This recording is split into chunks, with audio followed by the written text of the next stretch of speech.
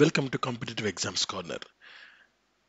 Olympics 2024 ప్యారిస్లో మరికొద్ది రోజుల్లో start కాబోతున్నాయి. So examination point of view మనకు ఏది ఉపయోగం అంటే, ఒలింపిక్స్ 2024లో ఇండియా ఎటువంటి ఒలింపిక్స్ మెడల్స్ని గెలుచుకుంటుందో అది వాటితో మాత్రమే కాకుండా, ఇప్పటిదాకా ఇండియా ఏ ఏ రంగాల్లో ఎన్నెన్ని గోల్డ్ మెడల్స్ కానీ, సిల్వర్ కానీ, బ్రాంజ్ కానీ గెలుచుకుందో అవి కూడా ఎగ్జామినేషన్ పాయింట్ ఆఫ్ వ్యూ చాలా చాలా ముఖ్యం.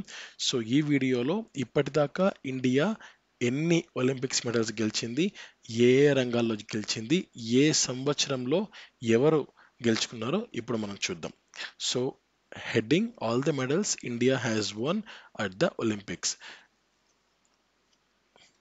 First, the Munich, it is a place. So 1972లో Indian hockey team, men's hockey team bronze medal గెలుచుకుంది. సో నెక్స్ట్ మాస్కోలో జరిగిన ఒలింపిక్స్లో 1980లో జరిగాయి. సో దీంట్లో Indian hockey team again men's hockey team ఈసారి గోల్డ్ మెడల్ గెలుచుకుంది. నెక్స్ట్ అట్లాంటాలో జరిగిన ఒలింపిక్స్లో 1996లో బ్రాంజ్ మెడల్ గెలుచుకున్నారు లియాండర్ పేస్. సో ఆయన మెన్స్ సింగిల్స్ టెన్నిస్ అన్నమాట.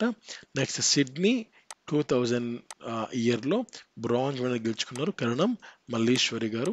So women's 54 kg weight lifting. Next silver Rajyavardhan Singh Rathore. So ఆయన మెన్స్ డబుల్ ట్రాప్ షూటింగ్లో భాగంగా ఆయన సిల్వర్ మెడల్ని గెలుచుకున్నారు 2004లో జరిగిన ఏథెన్స్ ఒలింపిక్స్లో. నెక్స్ట్ బీజింగ్ ఒలింపిక్స్ 2008లో మనకు 3 మెడల్స్ వచ్చాయి. ఒకటి Abhinav Bindra men's 10 meters air rifle షూటింగ్లో gold medal Abhinav Bindra. Next Vijender Singh men's middle weight బాక్సింగ్లో భాగంగా విజేంద్ర సింగ్ గారికి బ్రాంజ్ మెడల్.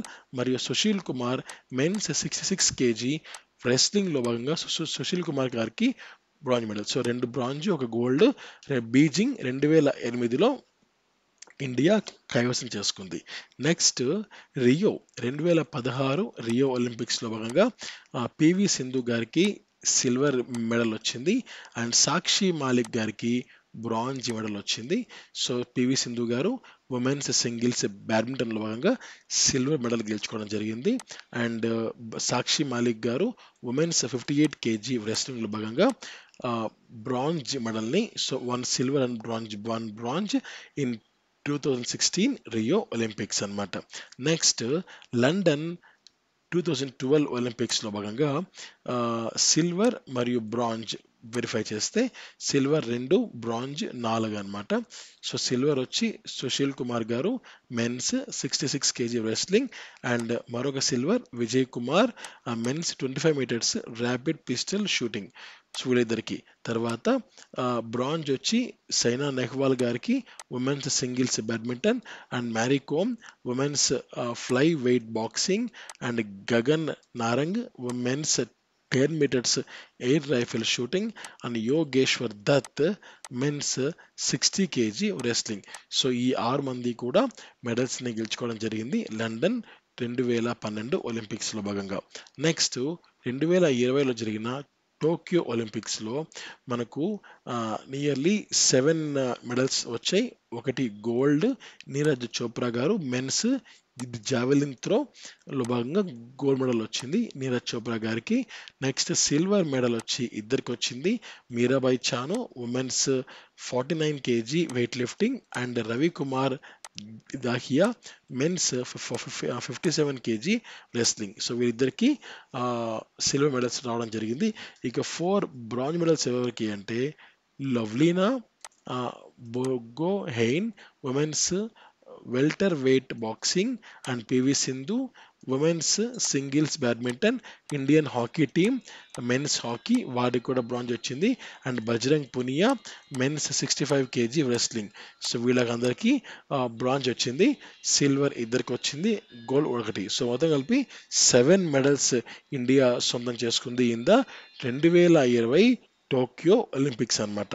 నెక్స్ట్ సో ఇప్పటిదాకా ఇండియా గెలుచుకున్న ఒలింపిక్స్ ఏమైనా so Tokyo, London, Rio, Beijing, Athens, Sydney, Atlanta, Moscow, Munich.